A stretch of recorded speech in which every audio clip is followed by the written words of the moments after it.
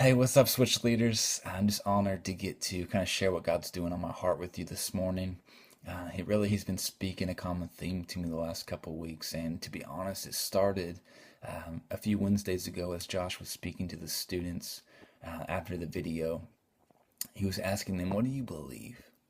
And he was saying, as Christians, we practice what we preach. So, how does what you believe affect the way that you live your life? I've just been thinking, what do we preach around here? And all the time we're saying we're leading people and we're leading students to become fully devoted followers of Christ. I've been asking myself, am I truly doing that? Because here's what that implies. That implies that we're leaders. We're leading them. We're not telling them to become fully devoted. We're leading them to that. And I've been thinking, man, I can't lead someone somewhere I'm not already going. So is what I'm saying in the way that I'm leading, are they corresponding together? It reminds me of one of my favorite verses in the Bible, and it's Proverbs 27:19, and it says this. It says, as water reflects the face, so one's life reflects the heart. As water reflects the face, so one's life reflects the heart. So it's saying in the same way, if you were to look down at a body of water, that water is going to reflect your face back to you. In the same way, your life, how you live, is a reflection of what's inside your heart. Jesus himself said it another way in Matthew 23 as he was correcting the Pharisees. He told them this. He said, you're cleaning the outside of the cup. But he said inside the cup still remains greed, still remains self-indulgence. He said, if you would clean the inside of the cup, then the outside of the cup would also become clean. You see, I think the Christian life, mine included, is sometimes it's like show and tell. If you remember show and tell in elementary school, Tommy would always bring in his pet turtle. And he'd get fired up about this turtle, and he would show the class. He would say, man, this is what my turtle does. This is what I feed it.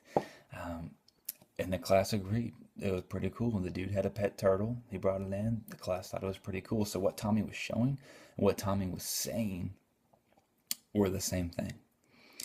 And then Susie would get up with her rock collection, and she had 4 ordinary rocks, and she got fired up about them. And she would say, this is what my rocks do. This is what we do together. This is what I feed it. And she was fired up. While she was fired up about them, all the class saw was plain, boring, ordinary rocks. So what Susie was showing them and what she was telling them were 2 different things.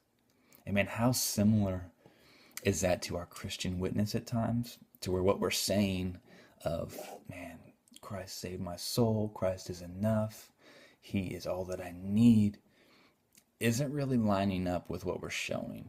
As people are looking at our lives, all they're seeing is plain, boring, and ordinary lives.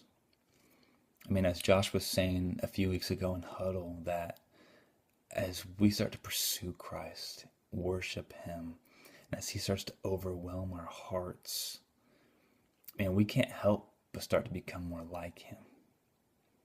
The result of that is us leading people and leading students to become fully devoted followers of Christ. And we can't lead someone somewhere we're not already going ourselves. Because as water reflects the face, so one's life reflects the heart. And if we would first clean the inside of the cup, the outside of the cup would also become clean. Man, I hope this encourages you as it's been encouraging me. So thankful for all that you guys do. I hope you have an awesome week. I'm praying for you. We'll see you on Wednesday. Whoever finds God finds life.